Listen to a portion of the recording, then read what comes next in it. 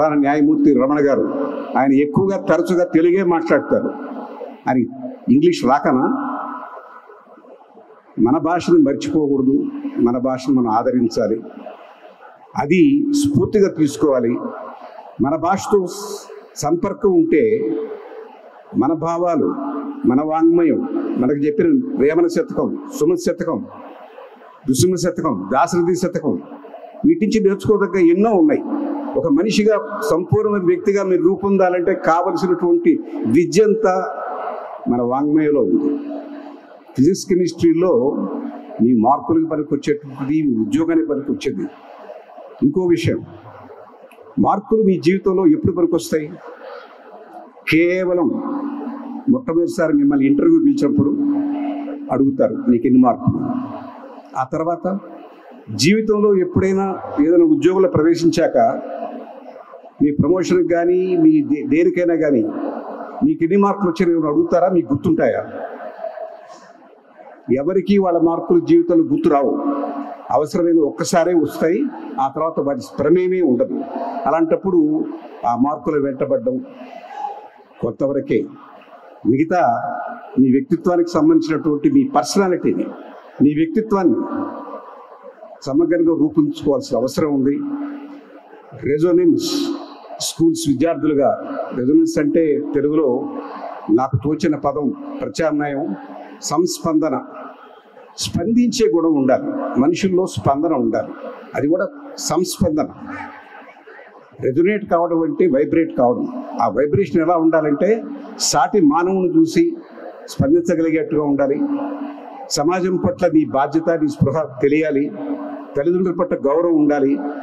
విద్య చెప్పిన గురువు పట్ల భక్తిభావం ఉండాలి.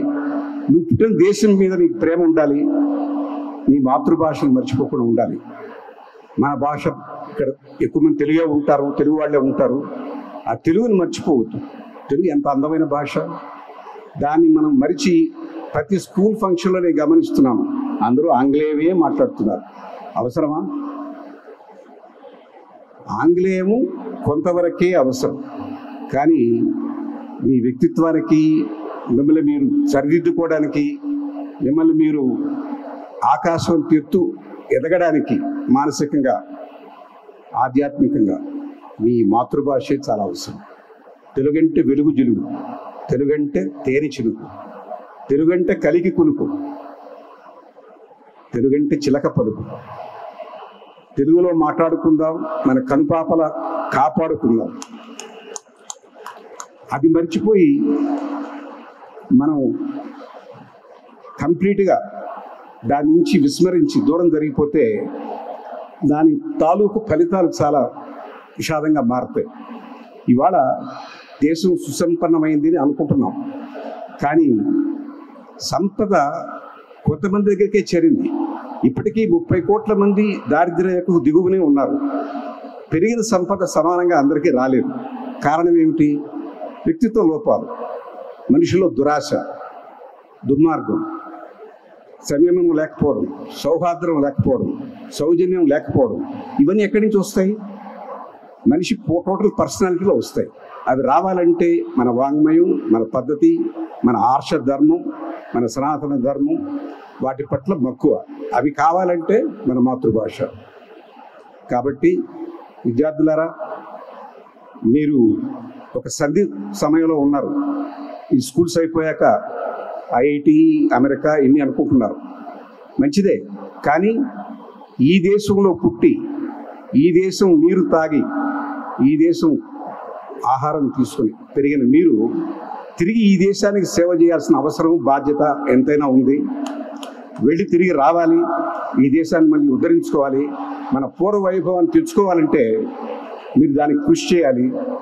మీరు 4 మార్కులు సంపాదించుకొని ఒక ఉద్యోగం సంపాదిస్తే బహుశా మిమ్మల్ని మీరు, మీ కుటుంబాన్ని పోషించుకుంటారు.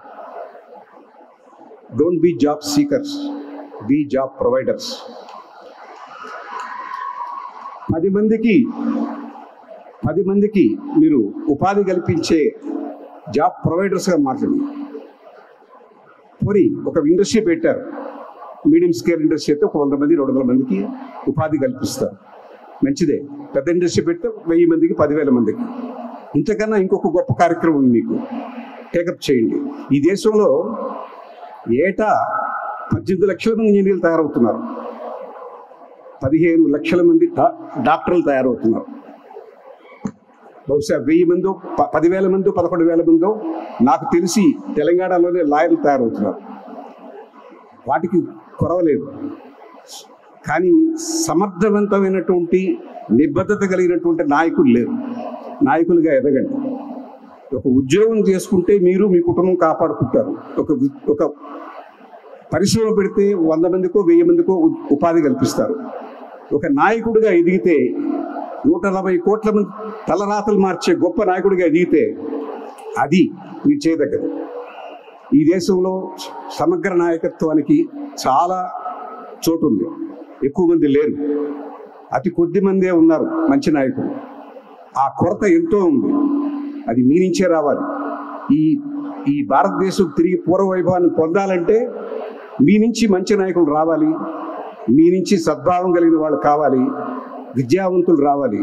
ఇవాళ రేపు రాజకీయాల్లోకి ఎవడైతే క్రూరమైన పనులు చేయగలడో, ఎవడైతే దుర్భాషలు ఆడగలడో, ఎవడైతే ఈ కోటి తిట్టగలడో వాడే నాయకుడు అవుతున్నాడు. అలాంటి పరిస్థితి మారాలి. మీ నవీన భారతాన్ని అభివృద్ధి కాముకులైన మీరు మార్చుకోకపోతే మీరు, మీ పిల్లలు, మీ సంతతి ఇలాంటి దౌర్భాగ్య స్థితిలోనే కొనసాగాల్సి వస్తుంది. 78 ఏళ్ల స్వాతంత్రం మనకు మంచి ఫలితాలు ఇవ్వలేదనే నా గట్టి నమ్మకం. ఎంత చెప్పుకున్నా ఆర్థికంగా బలపడ్డామన్నా, 5వ ఆర్థిక బలోపేతమైన దేశంగా ఎదిగామని చెప్పిన పేదరికాన్ని నిర్మూలించలేని, అసమానతలు నిర్మూలించలేని దేశం అది అభివృద్ధి సాధించని నేను నమ్మను. మీరు కూడా ఒక సంకల్పం తీసుకోవాలి. ఏదో ఒక ఆలోచన చేసి వాడు ఇదేదో చెప్పాడు అనుకుంటే అది నథింగ్. డెసిషన్ తీసుకోండి, సంథింగ్ కెన్ హ్యాపెన్. డిటర్మినేషన్ కాండి, determine that you should do something, then everything can happen. ఈ దేశ భవిష్యత్తు మా చేతుల్లో ఉంది. ఈ దేశాన్ని మేము తీర్చిదిద్దుకుంటాం, మళ్ళీ పూర్వ వైభవాన్ని ఈ దేశానికి తీసుకొస్తాం అని సంకల్ప సిద్ధిగా పెట్టుకుంటే తప్పకుండా మనం మళ్ళీ స్వర్ణ యుగాన్ని చూస్తాం. అలాంటి భారతం కోసం ఎదురు చూస్తాం. మీరందరూ ఆ దిశగా ఎదగాలని మనస్ఫూర్తిగా కోరుకుంటున్నాను. మార్కులు తప్పు కాదు, కానీ మార్కులు ఒక్కటే చాలవు. పూర్తి సంపూర్ణ వ్యక్తిత్వాన్ని సాధించుకోండి.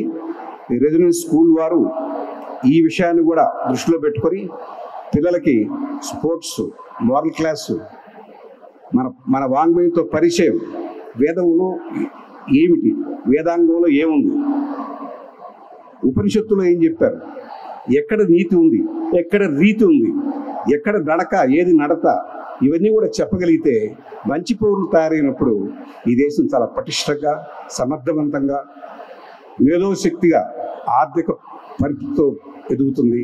అలాంటి రోజు కోసం మీ మీద ఆశ పెట్టుకున్నటువంటి మా లాంటి వయసు వారు ఎదురు చూస్తూ ఉన్నారు. తప్పకుండా మీరు దీని మీద దృష్టి పెట్టాలని కోరుతూ నమస్కారం, సెలవు.